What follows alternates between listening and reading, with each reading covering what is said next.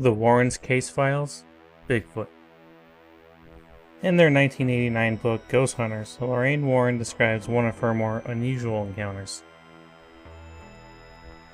While giving one of their lectures in Tennessee, Ed and Lorraine Warren were contacted by a reporter from the Elk Valley Times.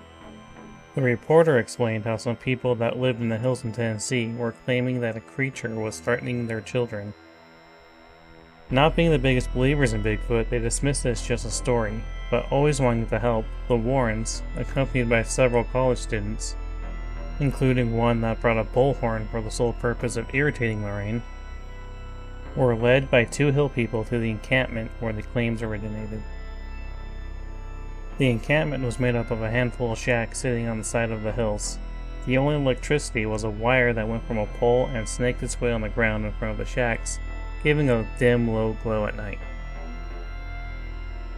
There was no running water, which meant no plumbing, so in the hot air the outhouses were horrible. The people were dirty, poor, and uneducated. Seeing them only added to Lorraine's depression. This was not an easy experience for her. The impenetrable woods and vast hills made the civilization seem so far away, and she had never seen this level of poverty. She knew that there was nothing that she could do to help. Even though she wasn't convinced of their story, she still sat and listened while Ed and the students recorded the conversations. One woman they interviewed told how the creature was sneaking behind trees and reached out to touch her child's hand. Screaming, she ran back to the camp, and the men armed with clubs went out looking for the creature, but found nothing. This happened the day before the Warrens group arrived. The next morning, the group went out searching the mountainous terrain densely populated with different types of trees and other vegetation. Occasionally they would run into a deep gorge, and they always had to keep an eye out for the more dangerous animals, such as rattlesnakes and black bears.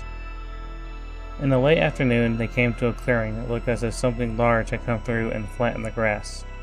They stopped for lunch, and that's when Lorraine felt it, a disturbing presence in the area.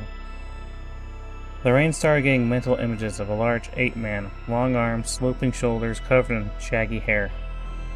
It had a flat face and a protruding brow, and what disturbed her the most was that its eyes showed intelligence, and no animal was able to project images into her mind. The images then changed to a rocky cave overlooking a river. The creature stood looking out the entrance, and behind him were other creatures. The image then changed once again to what Lorraine knew was a creature at the current moment, only about 40 or 50 meters away, hidden in deep brush. She saw a hairy foot covered in blood, and she could feel that he was hurt and afraid that he wouldn't be able to get back to the cave where his family waited for him, and afraid that if the humans found him, he'd be killed.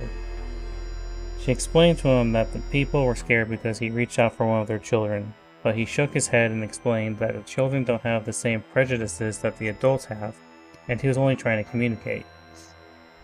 Lorraine started moving into the forest and soon smelled an odor that everyone who's encountered a Bigfoot has smelled. She started projecting peaceful images of her bandaging his foot and helping him get back to his family, and she could feel his fear easing. But then it happened. The bullhorn sounded. The creature then projected a violent image, and Lorraine could feel that it was pain as it ran back towards the cave.